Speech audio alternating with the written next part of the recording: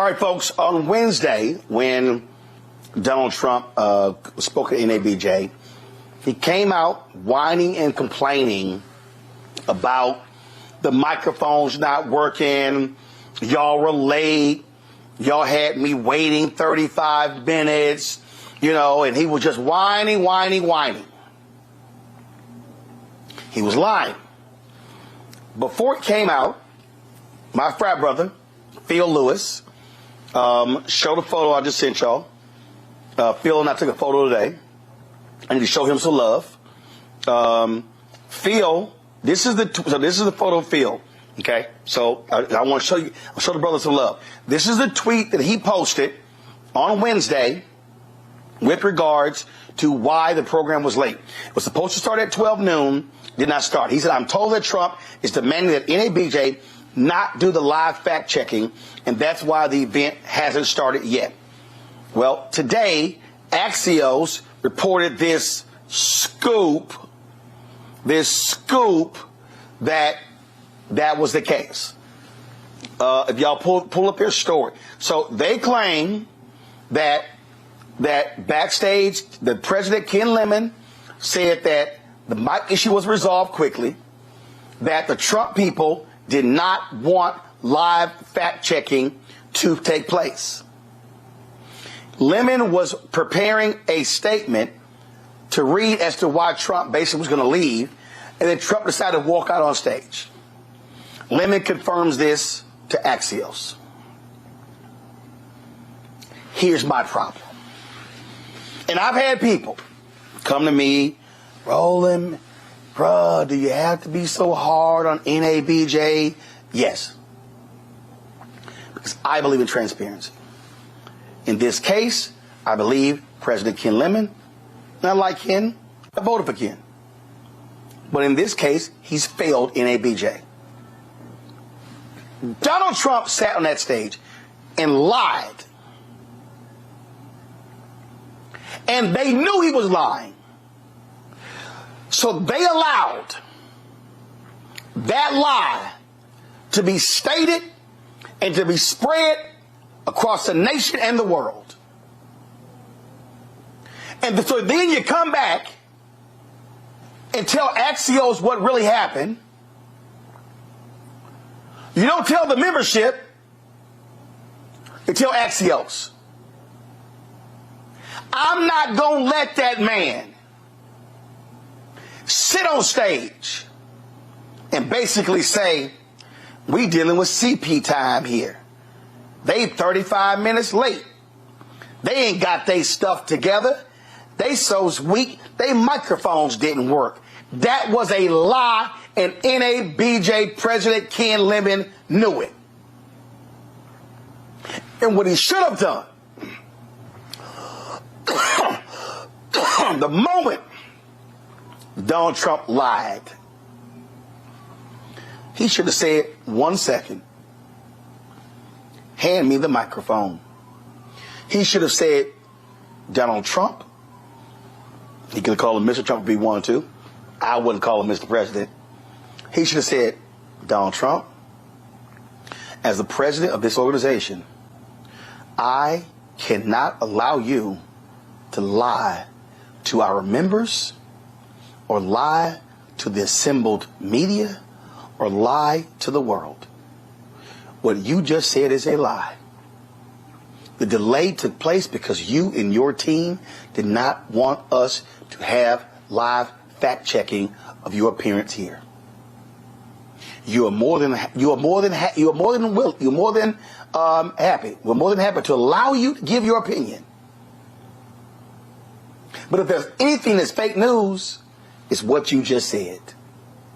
And then he should have went back and sat down. That, for me, I got a problem with that, Matt. I got a problem when you let that man lie and embarrass your organization and you don't correct his ass in real time.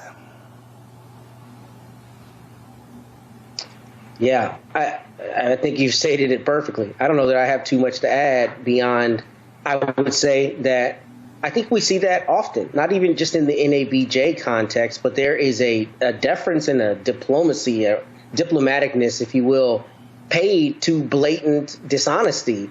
And rather than allowing him to say it and then on the back end trying to triage it, you got to cut it off at the pass, like you were saying. Take the mic and say, no, that's not true, particularly when, as he is wont to do, you're playing on racial stereotypes. I mean, as you were saying, it's exactly what I was thinking. It's like he came and said, I'm here with you Negroes. Y'all on CP time, couldn't start on time. Your microphones ain't working. And that isn't true.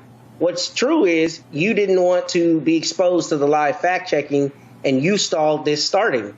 And it is important that everybody there know that's exactly what it was and not some failing of the membership that makes it look like you did something wrong when you didn't.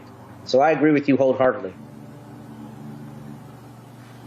And again, Michael, I mean, folks like Red Roland, man, you being too hard on NABJ, you being too hard on the executive director, Drew Berry, you being too hard on Ken Lemon. No, I'm not. I am a 35-year member of this organization. I have given a lot to this organization. I believe in transparency. I believe in truth. I believe that you stand up and you tell people everything that went down. And I'm sorry, you don't tell Axios something before you tell the membership. They could have sent out an e-blast correcting that. But again, you do not let that man lie on stage. And you don't come. First of all, do you know what I'm just saying? The delay was caused because Donald Trump did not want live fact checking. Right. And then when he comes out and lies, you don't live fact check him. Yeah, I read the whole piece today from Axios.com. I saw your post on Instagram on the day of the conference calling out the lies that the Trump War Room put out, saying that President Trump has been waiting backstage for NABJ to fix their audio issues, and you said that was 100% lie. So I saw that real time when you posted that. And on page 2 of the piece from Axios.com, Ken Lemon says Trump's team eventually asked NABJ not to post the fact-checking on its social media platforms or allow the moderator to disclose that there would be fact-checking. So, there comes a point where you have to show some integrity. And I know Ken Lemon was saying, okay, there were 2,000 people there. They started lining up for 3 hours. But sometimes you just have to say, you know what? It's better that he doesn't take the stage, because not only did he lie, but he continued to attack African-American female journalists like Rachel Scott, who were just doing their job. Rachel Scott at ABC News, just doing their job and holding him accountable because he really didn't want to answer the questions, just like he didn't want to answer the questions in the June 27th debate. So sometimes it's better not to let somebody like that take the stage. But what Donald Trump wanted is he wanted clips that they could play on Fox News to show him engaging with African Americans. And then they say, oh, they were hostile to him except for Harris Faulkner, who's a token at Fox News. Let's just be honest. OK, she didn't ask any really hard pressing questions. I think the last question was about Project 2025, something like that. So this is really problematic. And I think, I'm not a member of NABJ. I have been to an event, a conference or screening of a movie with Spike Lee a few years ago here in Detroit. They got played with this. This is like really embarrassing. And it's caused a rift in NABJ also. Yeah, I mean, and again, my problem is you let the man lie. Yes. And you didn't correct him. And that to me, you got see, here's the whole deal, Matt, and I think this is the problem. You got a lot of mainstream journalists, they don't want to, no, we can't be confrontational, we can't feel as if, I mean, you got Harris Faulkner, her trifling ass, said yesterday that she felt that Rachel Scott, her opening question was was too aggressive and didn't say glad to have you here and good afternoon, Mr. Trump, and didn't say sorry about the assassination attempt 18 days ago, and on and on and on. That ain't her job. They started late. They had finite time. Rachel got right to the questions. That's what you're supposed to do. But I'm just sitting here, I'm like, yo, like these black journalists and other journalists have got to stop this deferential bullshit when you dealing with a bullshit artist. And that's my problem. They want to sit here, no, we can't do that because it's going to look like, we're biased. No. When a person lies, like when they come on this show, if you want to give your opinion, give your opinion. But if your ass lie, I'm going to shut the lie down, set the truth, and then say, go ahead and finish. But I don't understand allowing the lie to stand, and you don't say nothing, even after the thing was over, and he walked off. Man, come on, dog. Man, go ahead. Again, you said it all. I mean, here's the thing. First, no. I want you to get your thoughts on. I think too many of these mainstream journalists, yes, are being deferential to him and not wanting to push, not wanting to aggressively question. It's just, no, he's a Republican out in the East, so, what to do these things. You ain't dealing with a normal ass person. No. Right, I'll take it a step further. I don't think they're just being deferential. I think sometimes they're afraid.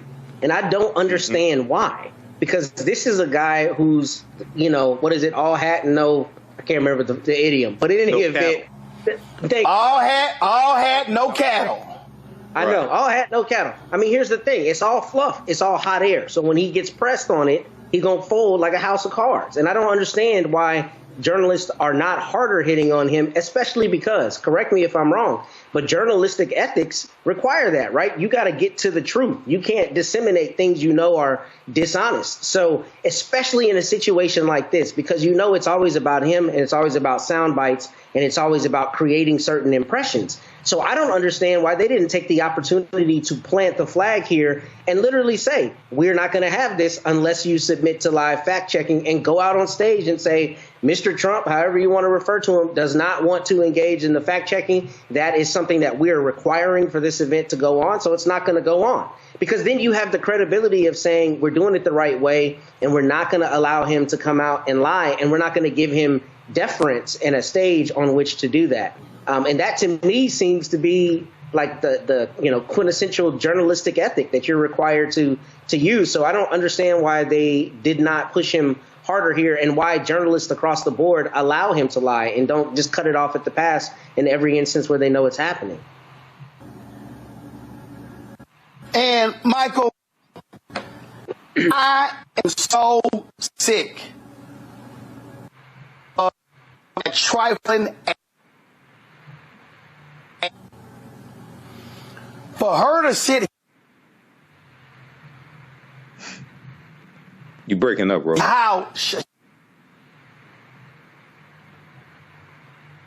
Okay, so for Harris Faulkner there to just sit there. Now, keep in mind, Harris Faulkner's from Fox News. Fox News was sued for $708. Fox News paid a settlement of $787 million to Dominion Voting Systems for a lawsuit for spreading lies about the 2020 election. So Harris Faulkner did exactly what I thought she would do, and probably why she was there in the first place. OK, I agree with Roland. There should have been at least one African-American man there on stage. Black media should have been involved as well. Black-owned media should have been involved as well. But I encourage people to look at. I have this fact checking from CNN up here on my computer right now. Fact check: Trump's lie that Harris all of a sudden embraced a black identity. Check that out at CNN.com. Not only does he continue to attack African-American female journalists especially, but then he goes and lies on Vice President Kamala Harris in front of a room full of African-Americans. So, we have to be more responsible I think, when it comes to who we put on stage, who we allow to go on stage in front of African Americans, especially if they don't agree to being fact checked. Sometimes it's better to just walk away. What are your thoughts on that, Matt? I agree. Correct. I mean, completely. I think that if you're going to be running for president, you got to be willing to, one, be truthful, and two, put yourself in situations where you're willing to be live fact checked. I mean, the fact that you don't want to be live fact checked shows that you know you're lying. You know what I'm saying? And it's right. A crazy idea that would be the thing that would keep you from going onto the stage to try to get votes for a group, a contingent of people that you know are inherently suspicious of you, right? You're trying to get more black votes. So you should take the opportunity to go and avail yourself of whatever opportunity to do that, particularly somewhere as esteemed as an NABJ event. So to say I'm not going to go on if you have live fact checking is absurd, especially because if you know you're not lying in the instances where you misspeak, you just clarify that. You say, I said Correct. It was 27. It's really 30. No, that's my mistake. Yeah, he can't do that. he can't do that because he's a liar. But again, see, Rachel Scott has been a professional. She didn't question them lame ass questions that Harris Faulkner down there asked. She didn't do that. But for Harris to go, she should have. She was just too aggressive, and just now Harris, your sorry ass didn't like the fact that Rachel hit him with the question about his racist attacks on folk. You ain't like, y'all, why are we showing still photos when we got a video? Can y'all help me out? Why are we showing we got a video. Why are we showing still photos? Okay, I'm just saying. I mean, you got video, show the damn video. All right. But I'm sitting there like, when she hits him with the question, hey, I just thought that was just too aggressive. No, Harris Faulkner wanted Rachel to kiss his ass. She wanted her to bow down and kiss his feet like Harris does. Well, thank God Rachel Scott ain't lame ass Harris Faulkner, Michael. Oh, I totally agree. I totally agree. But you have some scared people. You have some scared African Americans in media who are afraid to go after Donald Trump like Rachel Scott did. And, the advantage that you have, Roland, is that, you own your stuff. So you can't be fired. You can go as hard as you need to go. Some of the other journalists, I hate to say it, but some of them, it feels like some of them may be compromised, okay, and are afraid to really go there and hold him accountable like he should be. So, this I think this was this reminds me of like the guy who gave the commencement address to Florida A&M University and turned out to be a fraud also, right? And he was the big hemp multimillionaire. He turned out to be a fraud. This is like really, really bad what happened. But I encourage people to look at the fact checking from CNN.com, look at the fact checking from the New York Times also, because these lies that Donald Trump told, they have to be exposed and they have to be attached to him. OK, and this is why it was really a big problem with the June 27th debate on CNN when there was no fact checking there, because he told over 30 lies. He told over 30 lies and got away with it. And it's hard to try to put the toothpaste back in the tube after the fact. Well, I just sit here and just watch this. And again, I'll say this here, and I'm going to close the segment out with this here. Harris Faulkner, keep Rachel Scott's name out your mouth. Mm-hmm. Right. Go on over there with your Trump-loving network, but keep Rachel Scott's name out your mouth. Ashe. Because on that stage, the only person who brought the funk and who was a strong journalist was Rachel Scott. of ABC News. And Donald Trump, they ain't fake news. You don't like the fact they don't let your weak ass lie. Visit our website, AfricanHistoryNetwork.com. AfricanHistoryNetwork.com, so you can register for this full 12-week online history course. And I'm getting ready to, as soon as I finish this broadcast, we're going to jump in the class of my online school and start teaching class number 1. So these classes will be on Saturdays, 4 p.m. Eastern Standard Time. We're running a little behind schedule today, so I had to get everything set up. But go to our website, AfricanHistoryNetwork.com, scroll down the page. You'll see the second class that I teach, Black Resistance Movements, Christopher Columbus, the Haitian Revolution, and Black Power Movement, 1492 to 1968. We do that on Sundays, 4 p.m. Eastern Standard Time. So click right here to register for the second course. You can register for the course bundle for both classes on sale for $120. Click right here to register for the course bundle.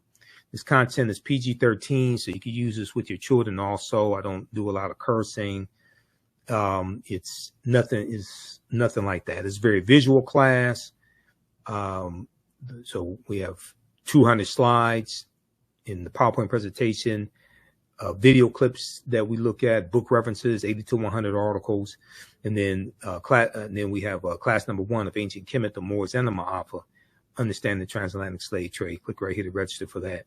And the class lesson plan is here for the full course. You can download the class lesson plan. Okay, so there's a ton of information that we cover in this class. I'm just giving you a brief overview. Okay, so have you all learned anything so far? How do you all like this type of information? And who still needs to register for this class? So when we scroll down, we look at some of the other content that we'll cover. We'll look at archaeological discoveries that keep causing the scientists and archaeologists and paleontologists to push the timelines back. And these are archaeological discoveries that show an African presence in parts of the world earlier than people thought. Okay. So there was one good article, Recap Humans Are 100,000 Years Older Than We Thought. This is from the New York Post. We'll look at the lost city. There were 2 lost cities of Egypt. One, dazzling Aten, which was discovered a few years ago, but then also Tanis Heraklion, which was discovered about 2013.